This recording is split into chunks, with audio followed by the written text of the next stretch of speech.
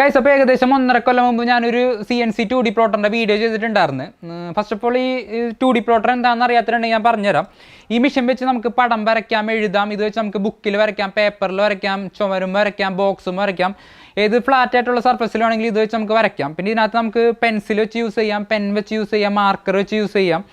പിന്നെ ഇതൊരു fully open source base ആയിട്ടുള്ള ഒരു പ്രൊജക്റ്റാണ്. അതായത് ഇതിൻ്റെ എല്ലാ ഫയൽസും സോഫ്റ്റ്വെയറും കംപ്ലീറ്റ്ലി ഫ്രീ ടു യൂസ് ആണ്. ഇത്രയും നാൾ ഞാൻ എൻ്റെ ഓർഡർ എടുത്തുകൊണ്ടിരുന്നത് വാട്സപ്പ് വഴിയാണ്. ഇപ്പോൾ ഞാനൊരു പുതിയ വെബ്സൈറ്റ് ലോഞ്ച് ചെയ്തിട്ടുണ്ട്. shopmakerq.com എന്നാണ് ആ വെബ്സൈറ്റിൻ്റെ ഡൊമൈൻ നെയിം. ഇനി നിങ്ങൾക്ക് ആ വെബ്സൈറ്റിൽ കയറി സിമ്പിളായിട്ട് ഇത് പർച്ചേസ് ചെയ്യാമെന്നുള്ളൂ. പിന്നെ പ്രീപെയ്ഡും ക്യാഷ് ഓൺ ഡെലിവറി പേയ്മെൻറ്റ് മെത്തേഡും വെബ്സൈറ്റിൽ അവൈലബിൾ ആണ്. പിന്നെ ഇതൊരു പുതിയ മോഡലാണ്. ഇപ്പോൾ ഇത് പണ്ടത്തെ മോഡലിനെ അപേക്ഷിച്ച് കുറച്ച് ചേഞ്ചസ് ഒക്കെ വരുത്തിയിട്ടുണ്ട്. അതായത് ഏറ്റവും വലിയ ചേഞ്ച് എന്ന് പറഞ്ഞിട്ടുണ്ടെങ്കിൽ ഈ 3D പ്രിൻ്റർ പാർട്സ് എല്ലാം ഇപ്പോൾ പ്രിൻറ്റ് ചെയ്യണത് ABS പ്ലാസ്റ്റിക്കിലാണ്. അതായത് നോർമലി എല്ലാവരും 3D പ്രിൻറ്റ് ചെയ്യണത് PLA പ്ലാസ്റ്റിക് വെച്ചാണ്. പക്ഷേ അതിൻ്റെ പ്രോബ്ലം എന്ന് വെച്ചിട്ടുണ്ടെങ്കിൽ ബ്രിട്ടിലാണ്. അതായത് പെട്ടെന്ന് പൊട്ടിപ്പോകാൻ ചാൻസ് ഉണ്ട്. പിന്നെ അതുപോലെ തന്നെ PLA പഴകുന്നോറും അതിൻ്റെ സ്ട്രെങ്ത്ത് നല്ലോണം കുറഞ്ഞു വരും. ഏകദേശം ഒരു 6-8 മാസം കഴിയുമ്പോഴേക്കും സ്ട്രെങ്ത് ഒക്കെ നല്ലോണം കുറയും. അതായത് അത് കഴിഞ്ഞിട്ട് കൈയൊക്കെ കൊണ്ട പെട്ടെന്ന് പൊട്ടിപ്പോണ പ്രശ്നങ്ങളൊക്കെ ഉണ്ടായിരുന്നു. ഇപ്പോൾ ഈ ABS പ്ലാസ്റ്റിക്കിൽ പ്രിൻ്റ് ചെയ്യണതുകൊണ്ട് അങ്ങനത്തെ പ്രശ്നങ്ങളൊന്നുമില്ല. ഇത് നല്ല സ്ട്രോങ് ആണ്. ABSൽ പ്രിൻ്റ് ചെയ്യാൻ അത്ര എളുപ്പമല്ല. അതുകൊണ്ട് ഞാൻ എൻ്റെ എല്ലാ 3D പ്രിൻറ്റേഴ്സും ഞാൻ ഫുള്ളി മോഡിഫൈ ചെയ്തിട്ടാണ് ഇത് പ്രിൻറ്റ് ചെയ്യണത്. അപ്പോൾ ഞാനിതെങ്ങനെ 3D പ്രിൻറ്റ് ചെയ്യണമെന്ന് ഞാൻ നിങ്ങൾക്ക് ജസ്റ്റ് കാണിച്ചു തരാം. 3D പ്രിൻ്റർ എല്ലാവരും ഹീറ്റഡ് ചേമ്പറിൽ വെച്ചാണ് പ്രിൻറ്റ് ചെയ്യണത്. ഇങ്ങനെ ചെയ്യണതിൻ്റെ ഗുണം എന്താണെന്ന് വെച്ചിട്ടുണ്ടെങ്കിൽ വാർപ്പിംഗ് കുറയ്ക്കാനും അതുപോലെ തന്നെ ലെയർ എഡിഷൻ കൂട്ടാനും വേണ്ടിയാണ്. 3D പ്രിൻ്ററിൻ്റെ എല്ലാ ഹോട്ട് എൻഡും എല്ലാ സ്റ്റെപ്പർ മോട്ടറും വാട്ടർ കൂൾഡാണ്. കാശ് ഇനി ഞാൻ നിങ്ങൾക്ക് ഇതിൻ്റെ സ്ട്രെങ്ത്ത് കാണിച്ചു തരാം. അപ്പോൾ ഞാൻ 3D പ്രിൻ്റർ പാർട്സൊക്കെ എടുത്തിട്ടുണ്ട്. ഫസ്റ്റ് ഈ പാർട്ടാണ് ചുറ്റി വേണ്ട അടിച്ച് കാണിച്ചു തരാം. കണ്ടോ?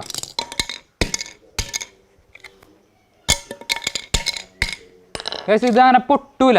PLA പ്ലാസ്റ്റിക്കിൻ്റെ പോലെ ഇത് പൊട്ടൊന്നും വീഴൂല. ചെറിയ ഫ്ലെക്സിബിളാണ്. അതുകൊണ്ട് വേറെ കുഴപ്പമൊന്നുമില്ല. ഞാൻ ഇതിൻ്റെ മുകളിൽ കയറി നിന്ന് കാണിച്ചു തരാം.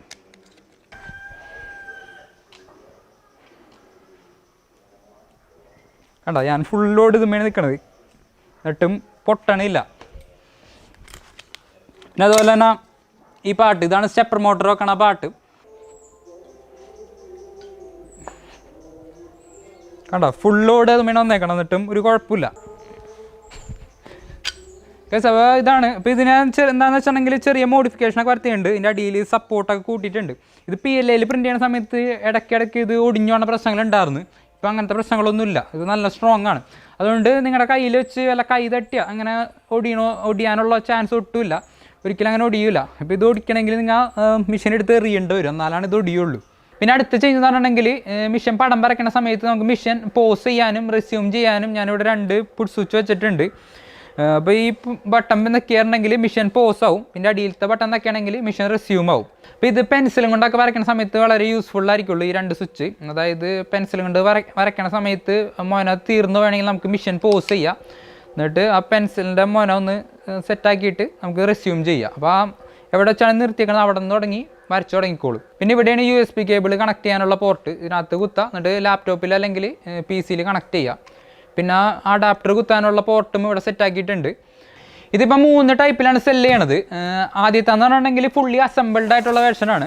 അത് ഇതേപോലത്തെ ഒരു ബോക്സിലാണ് വന്നത്. ഇപ്പം ഞാനിതൊന്ന് അൺബോക്സ് ചെയ്ത് കാണിച്ചു തരാം.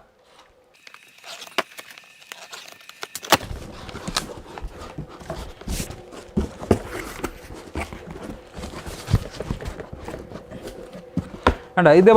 ഇതേപോലെയാണ് സാധനം വന്നത്. അപ്പോൾ ഇതിനകത്ത് അഡാപ്റ്ററും USB കേബിളൊക്കെ ഉണ്ടാവും. കണ്ടോ? അപ്പോൾ നമുക്ക് വേറെ ഒന്നും നമുക്ക് സെപ്പറേറ്റ് പർച്ചേസ് ചെയ്യേണ്ട ആവശ്യമില്ല. ഒരു ലാപ്ടോപ്പ് മാത്രം മതി. പിന്നെ ഐറ്റം നല്ലോണം പാക്ക് ചെയ്താണ് വന്നത്. അതായത് ഈ മെഷീൻ ഈ ബോക്സും നല്ലോണം ടൈ ചെയ്ത് വെച്ചേക്കാണ്. പിന്നെ ഇവിടെ വേറെ സപ്പോർട്ടൊക്കെ വെച്ചിട്ടുണ്ട് ഷിപ്പ് ചെയ്യുമ്പോൾ ഡാമേജ് ഒന്നും വരാണ്ടിരിക്കാൻ വേണ്ടി. പിന്നെ അടുത്തത് ഫുൾ കിറ്റായിട്ടാണ്. ഇതിനകത്ത് എല്ലാ പാർട്സും ഉണ്ടാവും.